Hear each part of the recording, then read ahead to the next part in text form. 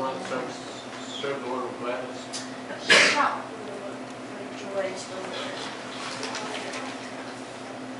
Shout for joy to the Lord, all the earth. Worship the Lord with Gladness. gladness.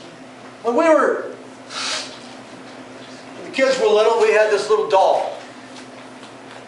And it had 3 faces on it. It's interesting.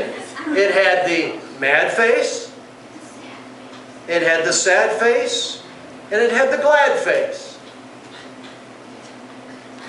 And we would have this little thing at home where we would say, are you sad? Are you glad? Or are you mad? And we would just turn the face. And you know, we would have a little laugh at little times. But is there any way to truly serve? Serve the Lord with gladness. You're not going to have any sustained ministry if you're not glad in your heart. You're going to dig it in. Oh, we just need to dutifully follow Him. But have a heart far from Him? No way, folks.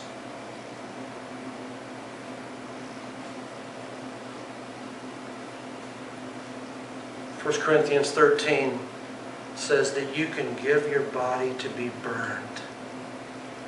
But if you don't have love, in God's great book, you get a 0. If it's not from the heart, it's a 0.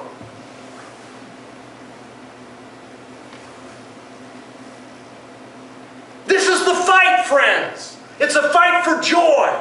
It's a fight that God is our joy. It's a fight that He is the one that we are glad in.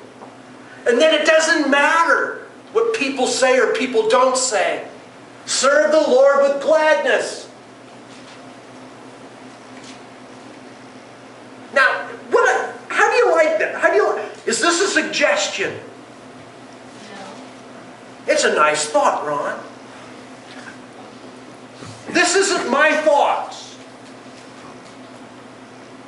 There is no other way for real sustained ministry. You're not going to make it as a Christian. You're not going to end well unless there's gladness in your heart, unless there's gladness in my heart, unless God is the joy of our life. Unless that happens, we are going to be a nominal Christian, maybe attend, and in our heart have thoughts, but in our head have thoughts about God, but our heart is going to get cold.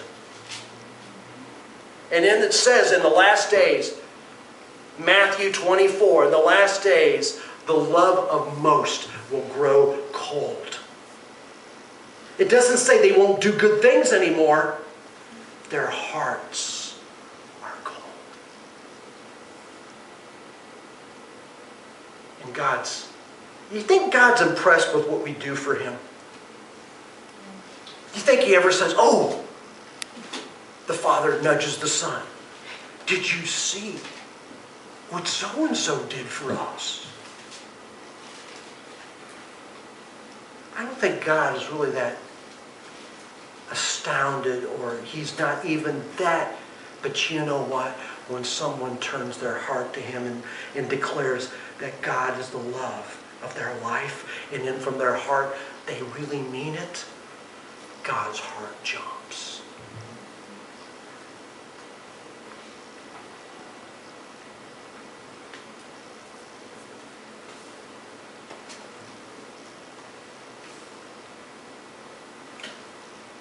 Psalm 32. Let's look at that thing.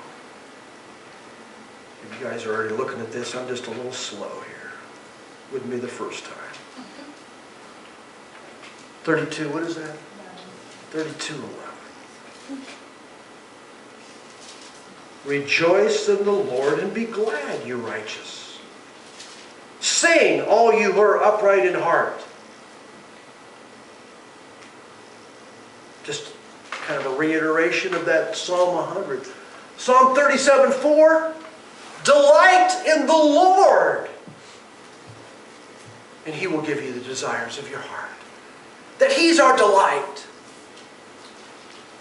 Philippians 4:4. Interesting, Pat. Rejoice in the Lord always. And then if we didn't catch it, he says, and again I say, rejoice. Can you command yourself to rejoice? How does that work? What do you all of a sudden get your emotions in line? How does that work? That means we have to take our affections out of somewhere else and then place them in God and say, He's the one that I desire. And it's got to be some sort of process.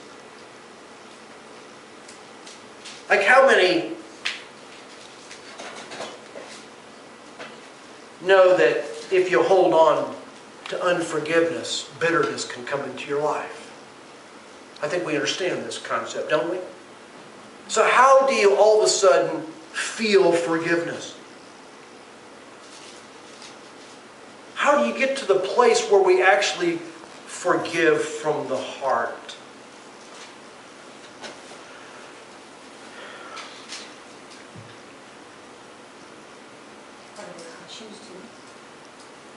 Okay, that's a first step. Okay, there's an act of the will.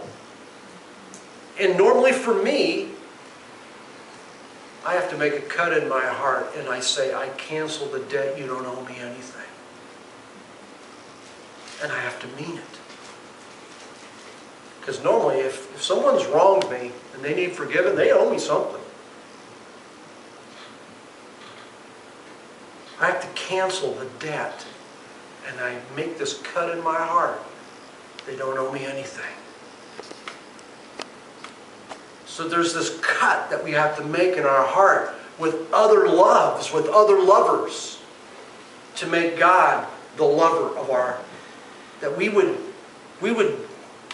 see, maybe we have to, God, open my eyes to see what's in the middle of my heart. Or as someone yesterday, we were at Jetter's last night, and someone came up to me and said, it was a prayer that, they said, I remembered you just this week. And they said, I prayed the prayer that you had taught us how to pray, Lord, change my wanter.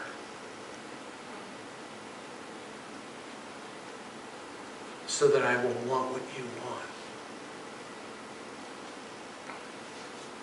When you get into that place, you're saying, I need help in my heart and I can't even change me. That's how desperate we need God. Now the clincher of all these passages is this Numbers 28 one. This is how serious this is, folks. There's no 47 and 28. Oh, there is? It goes to 31. Goes to 31. It's 4 through 7. Oh, it's Deuteronomy. It's not Numbers. It's It's Deuteronomy. That's why. That's why. It's in there somewhere. If you put it, if I make it right. Just a letter or two mixed. There's similar letters in there. It's the next book up. It's the next book up. I have Deuteronomy Numbers in my hand. Deuteronomy.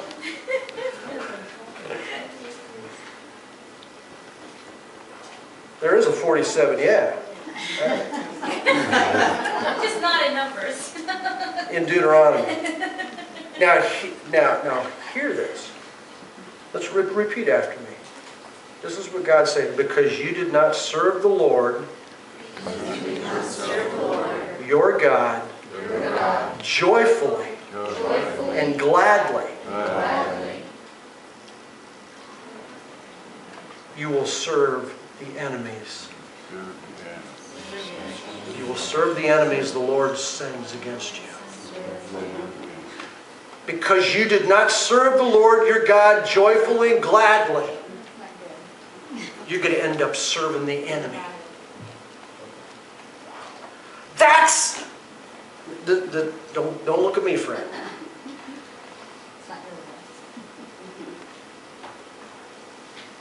will. If if we don't serve God joyfully and gladly from the bottom of our heart, we're going to end up serving an enemy.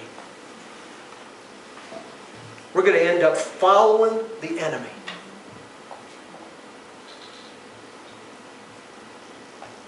This is the fight, friends. It's a fight for joy in God. If we don't find our joy in God, we are severing our relationship with God and running after something else. That's what this is saying.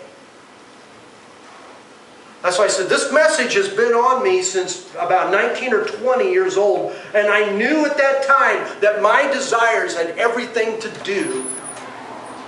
Hi, how are you doing?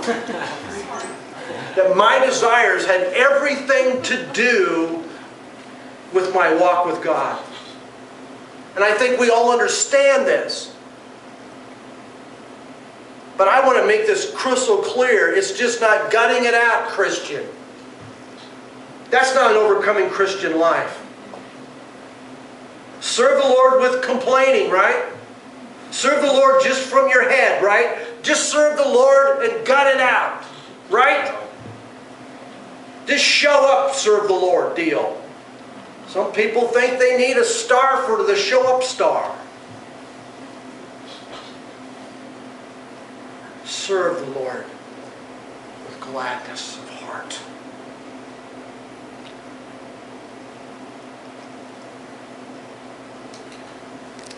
The fight for joy is a fight for joy in God, not a fight for joy in general. Because some people just want, I just want to be happy. Dealing with people right now that they just, you know, they want to find their joy in their job. They want to find their joy in all sorts of stuff. And I pray God doesn't give you much joy. But but people want joy in their food. There's really no serving God if by our head we're trying to dutifully obey Him, but in our heart is attached to pornography, our heart is attached to food, our heart is attached to all sorts of stuff. God does not get glory. God's not glorified then. It's not going to happen. There's no glory there. So the opposite of joy is, it's not suffering, because when you suffer and you're really glad in God, joy will still come out. That's not, the opposite of joy is not suffering. What is the opposite of joy? The opposite of joy is what? What do you think? Now, I'm not saying I got this one down right. But I think I have one of the answers maybe. What is not near joy? What's the opposite of joy? Grief. In God. What now? Grief. Grief. Okay. Sorrow. Because you can, well, but there again, he says sorrowful yet always rejoicing. You can have sorrow. It says even in one of the Beatitudes, blessed are what now? Poor in spirit. What now? The poor in spirit.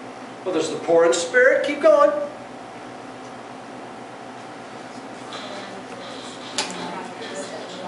Where's the Beatitudes found, church?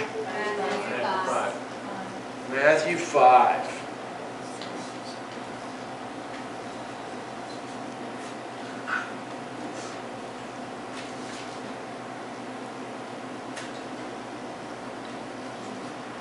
Blessed are those who mourn. So, you can still mourn.